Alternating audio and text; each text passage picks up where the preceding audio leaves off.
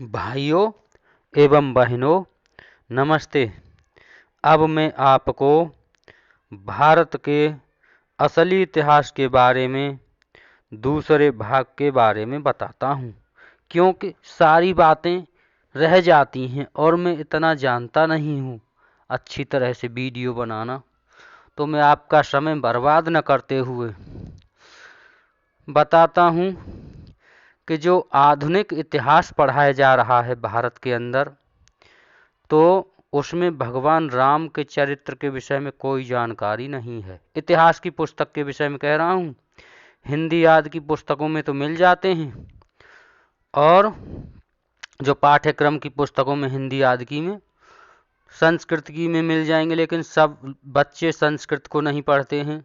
संस्कृत भाषा को पाठ्यक्रमों में नहीं पढ़ाया जा रहा है। तो भगवान राम का चरित्र नहीं है, चरित्र निर्माण की कोई बातें नहीं हैं, संतानों में संस्कार निर्माण की कोई बातें नहीं हैं। जब संस्कार निर्माण होगा अर्थात बाल निर्माण होगा संस्कार डाल करके, तो वह परिवार निर्माण की जिम्मेदारी समझेगा, परिवार निर्माण और व्यक्ति निर्माण की जिम्मेदारी समझेगा।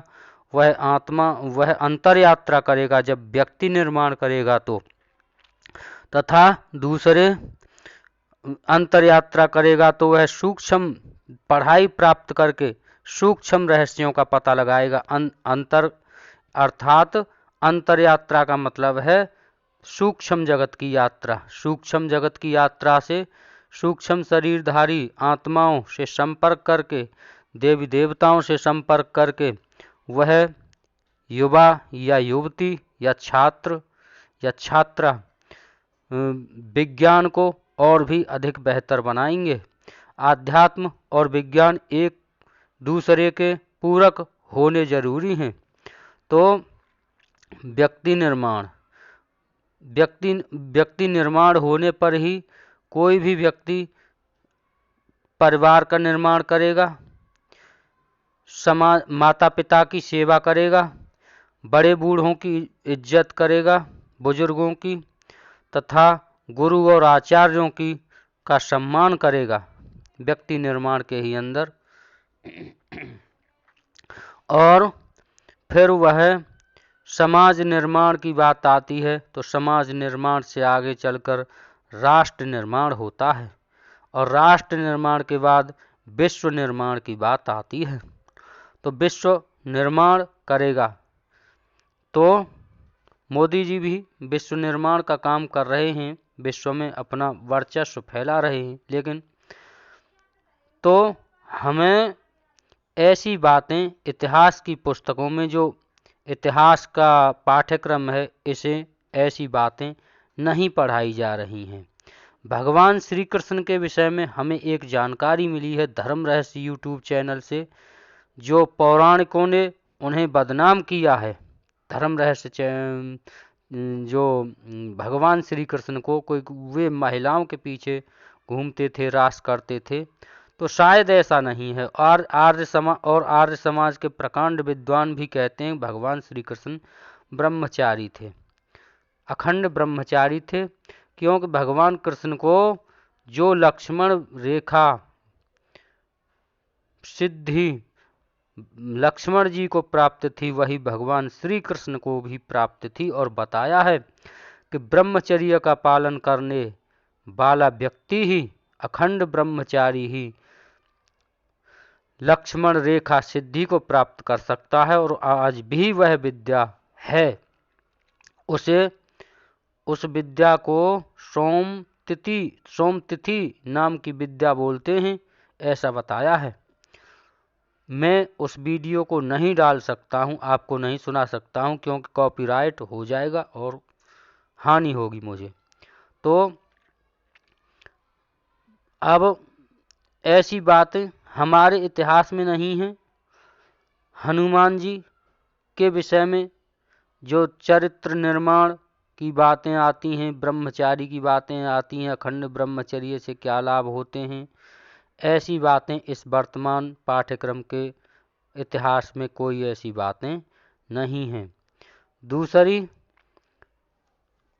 दूसरी बात यह है कि भीष्म जो थे उनके विषय में भी इतिहास के विषय में इतिहास के अंदर बातें नहीं हैं। आधुनिक इतिहास कहता है, जो वर्तमान में पढ़ाया जा रहा है, कि सबसे पहले मनुष्य आदि मानव आया था, अमीबा आदि से उत्पत्ति हुई और फिर आदि मानव आया, पैदा हुआ, बंदर से उत्पत्ति हुई और बंदर के बाद फिर मानव, आदि मानव गुफाओं में रहता था और इस तरह आवारा पशुओं की तरह घूमता था। तो पुराणों में स्पष्ट शब्दों में लिखा हुआ है और संत मत की पुस्तकें भी बताते हैं, संत महात्मा, कि सतलोक से आई हुई आत्मा है और उन्हें उन आत्माओं को, जैसे सतलोक से आई आत्मा को उनका पूरा ज्ञान रहता था, जैसे जैसे वे इस संसार में भ्रमित होते चले जा रहे हैं, आत्मा का ज्ञान क्षीण होता चला जा रहा है, दबता चला जा रहा है। तो कहने का अर्थ यह है कि जो हाँ आत्मज्ञान की बातें चल रही थी, हाँ सतलोक की बातें चल रही थी, बंदर वाली बातें चल रही थी और पुराणों में इतिहास है, लेकिन उसे खोजने की आवश्यकता है, अर्थात समुद्र में से मोती खोजने की आवश्यकता है, कीचड़ में से मूंगे खोजने की आवश्यकता है। तो पुराणों में से एक आता है कि सबसे पहले भगवान ने ब्रह्मा जी को पैदा किया, इस तरह से भगवान विष्णु आदि भगवान शिव थे, इस तरह से जो भी थे, और नाभि से कमल से पैदा हुए ब्रह्मा जी और उन्होंने तप किया, तप करने के बाद संतानें पैदा हुई, ऋषियों की उत्पत्ति की, 7 ऋषियों की, और इस तरह से कन्याओं की उत्पत्ति हुई। तो इस तरह से, तो इससे सिद्ध होता है कि आत्मज्ञान और भगवान से जुड़ाव, आध्यात्म से जुड़ाव तो मनुष्य की जब से उत्पत्ति हुई है तभी से है, जबकि ये वामपंथियों का द्वारा लिखा हुआ इतिहास कहता है कि मानव की उत्पत्ति बंदरों आदि से हुई। तो हमारे ग्रंथों के अनुसार यह गलत है और हम स्वीकार, जो आध्यात्मवादी लोग हैं, इसी को स्वीकार करना चाहिए और इसी को स्वीकार करेंगे।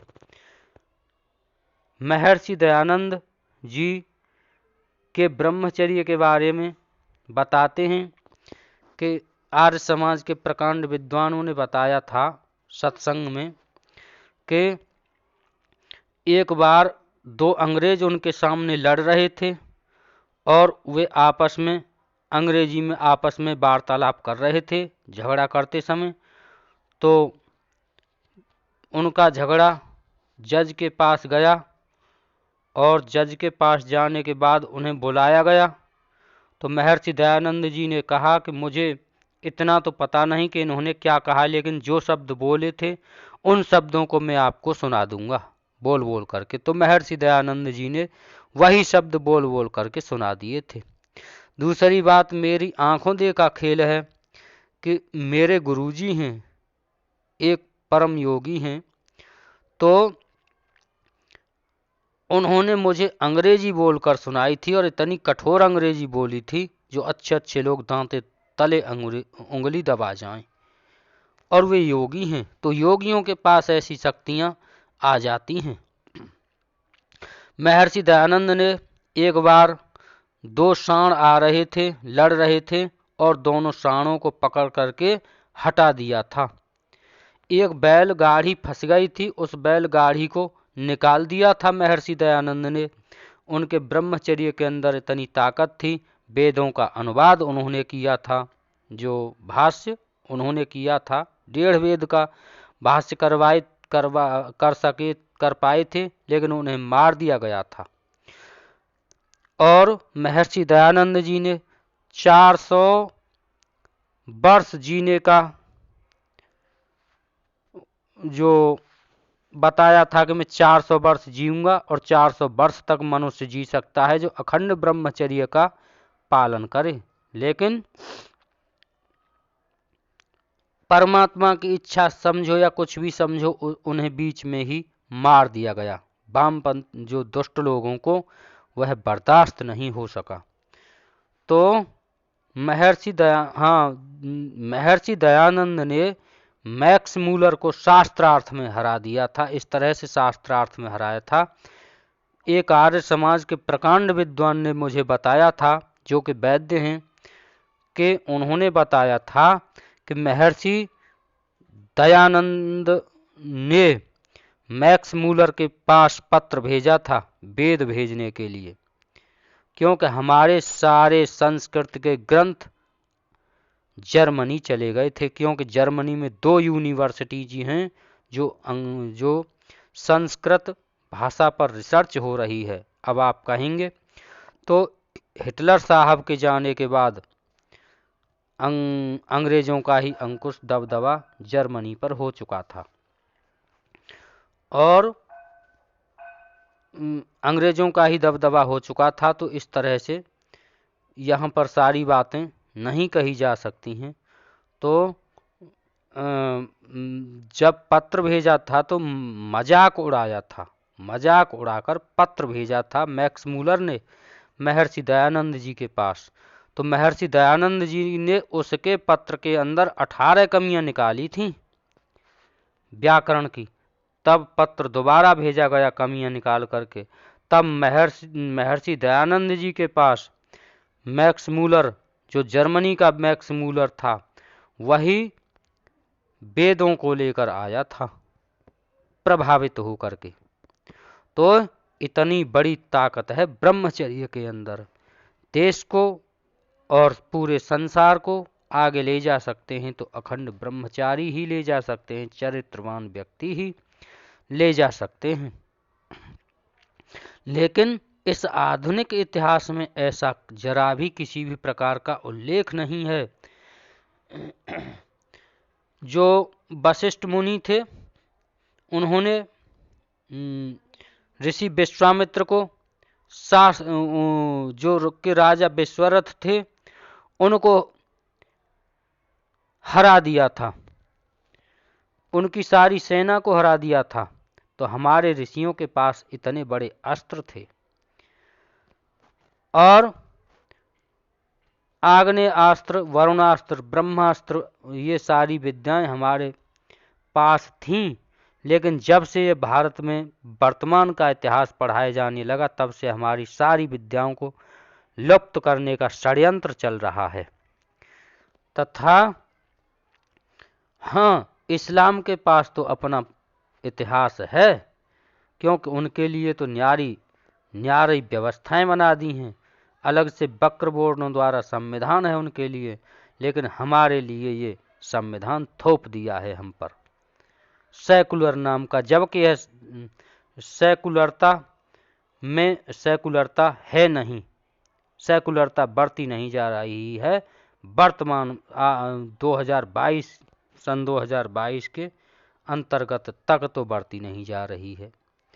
तो हम आगे बढ़ते हुए कहते हैं कि भारत के संविधान को भी बदलने की पूरी आवश्यकता है, और उसमें सुधार करने की बेहद आवश्यकता है।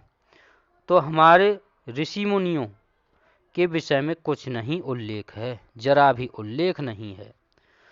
आर्ष ग्रंथों का कहीं उल्लेख नहीं मिलता है, जो पाठ्यक्रमों में पढ़ाए जाने वाले इतिहास के अंदर यही मिलता है।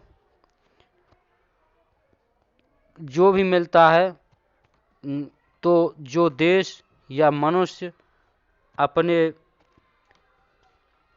जो असली इतिहास से कट जाता है, असली इतिहास की जड़ों से कट जाता है, उसकी उन्नति नहीं हो पाती है, उसकी उन्नति होनी मुश्किल है। हनुमान जी के विषय में बताया जाता है, पारद के ग्रंथों में बताया जाता है, ग्रंथों का नाम नहीं लूंगा मैं यहाँ पर, अन्यथा वामपंथी लोग उन्हें खोज करके नष्ट करवा देंगे। तो पारद के विषय में बताया जाता है कि मनुष्य अमर भी हो सकता है, पारद के सूक्ष्म विषयों को समझ जाए और योग साधनाओं तथा सात्विकी तंत्र साधनाओं से उसका पता लगाया जा सकता है। तथा वैज्ञानिक नागार्जुन हुए थे, उन्होंने पारद के सूक्ष्म विषयों को जाना था और बहुत लंबे वर्ष तक वे तथा उनका राजा, क्योंकि वैज्ञानिक नागार्जुन एक मंत्री थे राजा के, बहुत लंबे समय तक जिए थे। और कणाद ऋषि 2200 वर्ष जिए थे, एक आर्य समाज के प्रकांड विद्वान ने बताया था। कणाद ऋषि 2200 वर्ष जिए थे और कणाद ऋषि तो इतनी आयु बढ़ा सकते हैं और यहाँ तक सुनते हैं कि व्यक्ति अमर भी हो सकता है, अपने शरीर को अमर भी बना सकता है। तथा उपासना का विज्ञान के विषय में, ज्ञान विज्ञान के विषय में इस आधुनिक संविधान के अंदर कुछ भी नहीं लिखा है, न कुछ समझाया गया है, उसे लुप्त करने का प्रयास किया गया।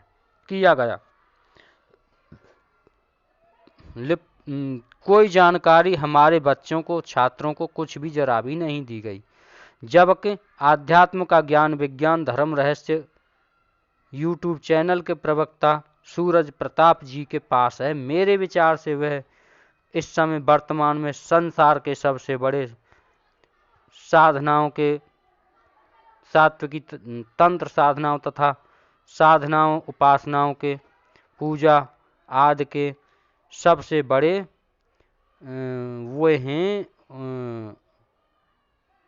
आचार्य हैं, ज्ञाता हैं। वे साधनाओं के ज्ञान विज्ञान को जानते हैं और देवी देवता उन्हें उनकी द्वारा दी गई विधि के अनुसार कम समय में ही आशीर्वाद वरदान दे सकते हैं और दे देते हैं। अनेकों लोग उनके द्वारा बताई गई उपासनाओं को कर रहे हैं। ऐसा हमारे ग्रंथों में ज्ञान विज्ञान कुछ भी नहीं है, योगियों के विषय में कुछ भी नहीं है। गुरु गोरखनाथ जी महाराज, गुरु मच्छिंद्र नाथ जी महाराज आदि के विषय में इन इतिहासों में कुछ भी नहीं दिया गया है, जबकि वे परम संत थे। लेकिन अब बस यही आवश्यकता है कि इतिहास को बदलने की आवश्यकता है। मैंने इससे पहली वीडियो में भाग तो मैं उसमें नहीं डाल पाया, लेकिन ये भाग 2 बनाऊंगा इसे। उस वीडियो को आप सुन लेना, उसमें भी बहुत कुछ बोला है। भारत का असली इतिहास, the real history of India. तो इसमें अब मैं अपनी बात को विराम देने वाला हूँ। नमस्ते।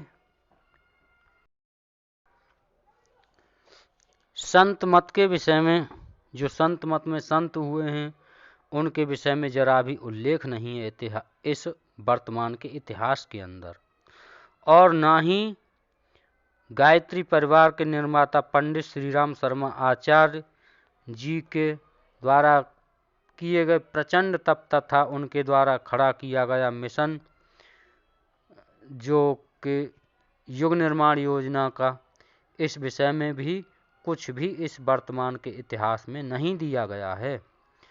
तथा हिमालय में रहने वाले आत्माओं के विषय में भी कुछ भी नहीं दिया गया है।